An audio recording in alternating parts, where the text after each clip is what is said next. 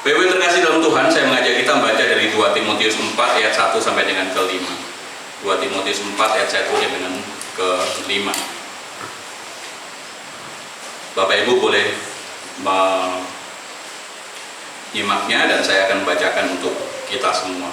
2 Timotius 4 ayat 1 sampai dengan ke-5. Demikian firman Tuhan. Di hadapan Allah dan Kristus Yesus yang menghakimi orang yang hidup dan yang mati, aku berpesan dengan sungguh-sungguh kepadamu, demi penyataannya dan demi kerajaannya. Beritakanlah firman, siap sedialah baik atau tidak baik waktunya. Nyatakanlah apa yang salah, tegurlah dan nasihatilah dengan segala kesabaran dan pengajaran. Karena akan datang waktunya orang tidak dapat lagi menerima ajaran sehat, tetapi mereka akan mengumpulkan guru-guru menurut kehendaknya untuk memuaskan keinginan telinganya. Mereka akan memalingkan telinganya dari kebenaran dan membukanya bagi dongeng. Tetapi kuasailah dirimu dalam segala hal, sabarlah menderita, lakukan pekerjaan pemberitaan Injil, dan tunaikanlah tugas pelayanan. Demikian pembacaan kita. Berbagilah kita yang boleh membaca, merenungkan, dan terlebih lagi melakukan firman itu di dalam hidup kita.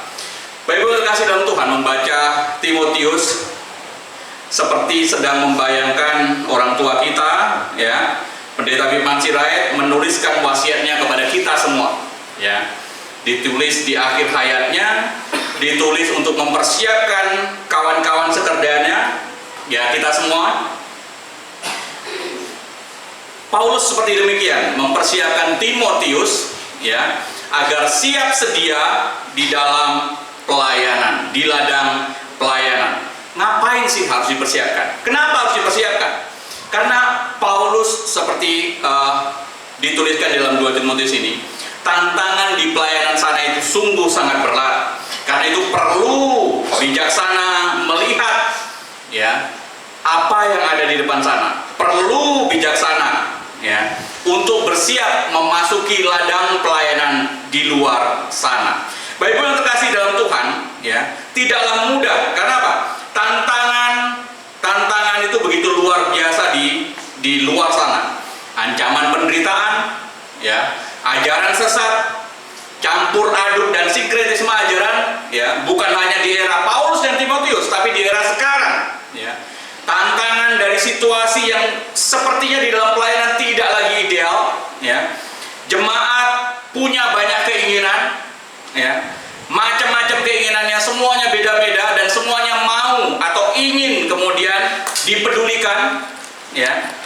Ajaran campur aduk, campur-campur, dan jemaat menginginkannya, mengundang ini, mengundang itu, supaya apa? Supaya dapat katanya perspektif dari yang ini, perspektif dari yang itu. Padahal justru membuat campur aduk dan kemudian campur baur ajaran di gereja. Belum lagi bicara tentang budaya, tekanan budaya dan adat, ya. Dan lebih itu juga, ya. Tidak sedikit pula yang kemudian lebih suka pengajaran yang mengenakkan telinga. Paulus bilang, akan datang waktunya orang tidak dapat lagi menerima ajaran yang sehat. Tetapi mereka akan mengumpulkan guru-guru, mengumpulkan pengkhotbah-pengkhotbah menurut kehendaknya untuk memuaskan keinginan telinganya. Mereka akan memilih guru-guru sesuai selera mereka. Pengajaran yang lucu-lucu, khotbah jadi stand up, ya. Poin-poin jadi punchline, membuat short video hanya demi engagement, viewer, like, share, dan seterusnya.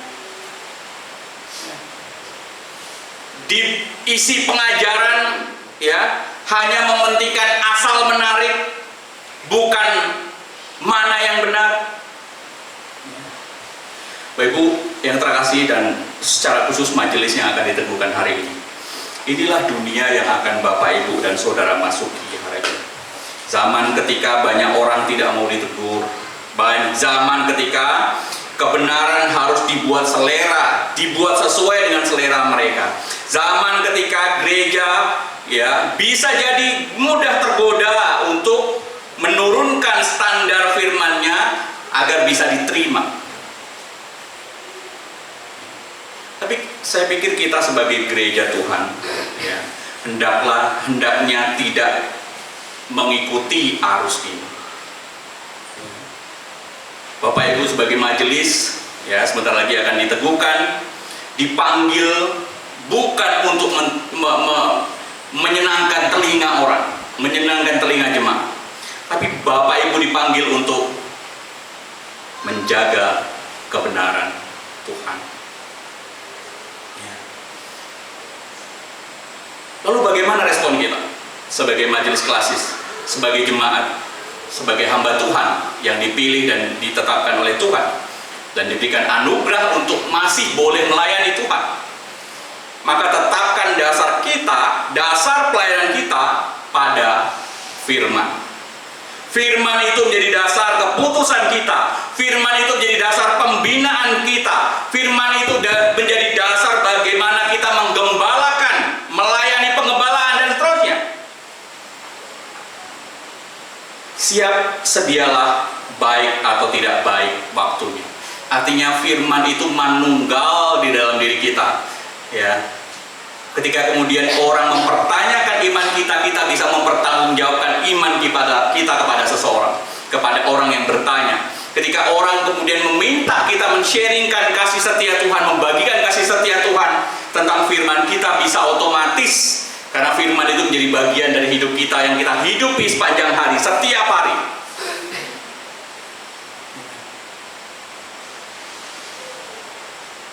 Walaupun demikian kan tentu tidak sepenuhnya semua itu bisa ideal begitu saja. Selalu siap, selalu siap.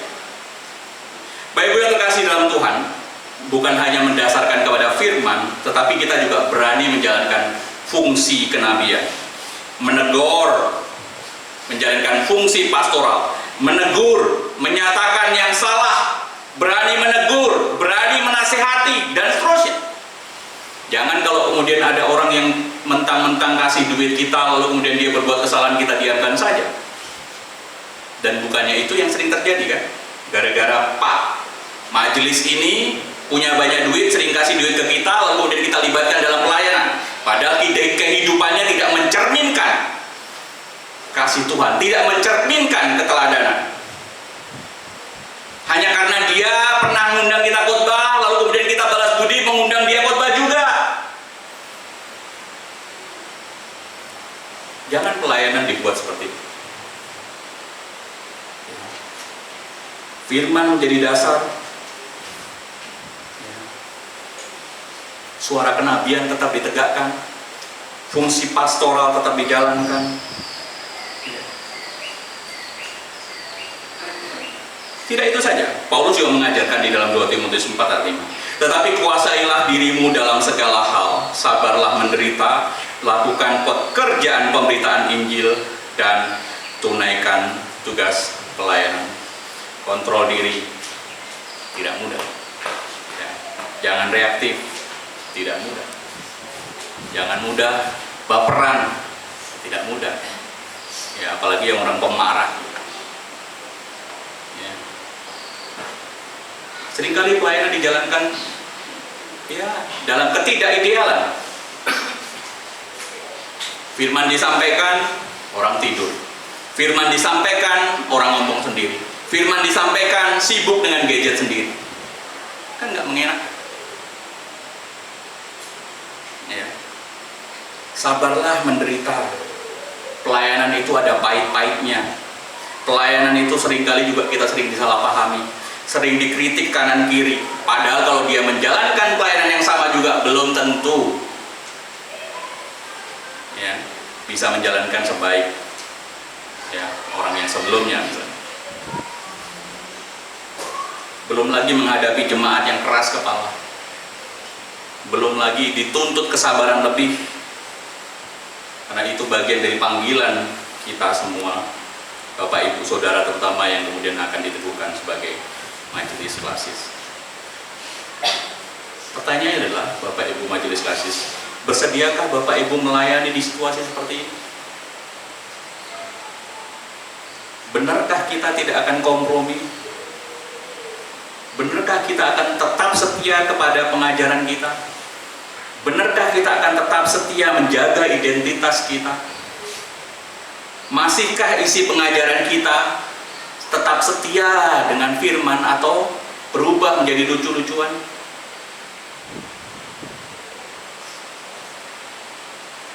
Mari lakukan pekerjaan pemberitaan Injil.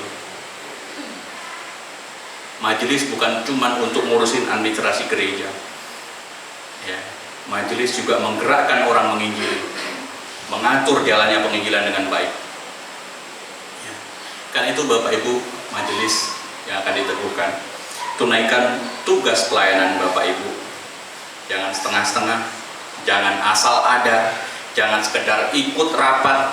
Ya. Tunaikan, selesaikan, kerjakan, dan lakukan pelayanan dengan sepenuh hati dan jiwa kita. Bapak Ibu majelis yang terkasih dalam Tuhan, Bapak Ibu diutus, ya, dipanggil bukan karena Bapak Ibu layak. Begitu juga dengan saya. Siapa sih saya? Siapa sih Bapak Ibu? Kita ini hanya diberikan kesempatan, ya, untuk bersama-sama melayani Tuhan. Kita ini hanya diberikan kesempatan untuk boleh menjadi mitra kerjanya Tuhan, dan berbahagialah kita kalau kita diberikan kesempatan seperti itu.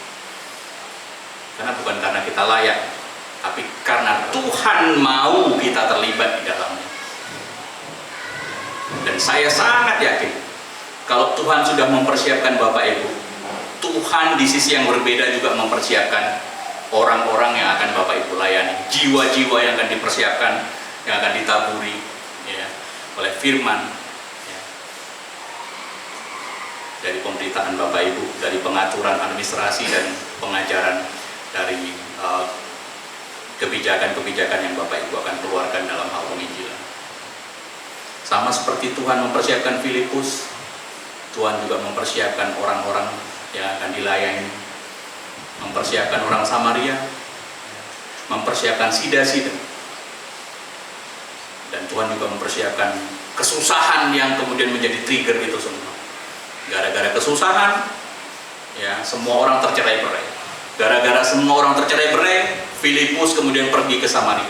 Gara-gara Filipus pergi ke Samaria, ya, satu orang berbahagia, seluruh kota berbahagia.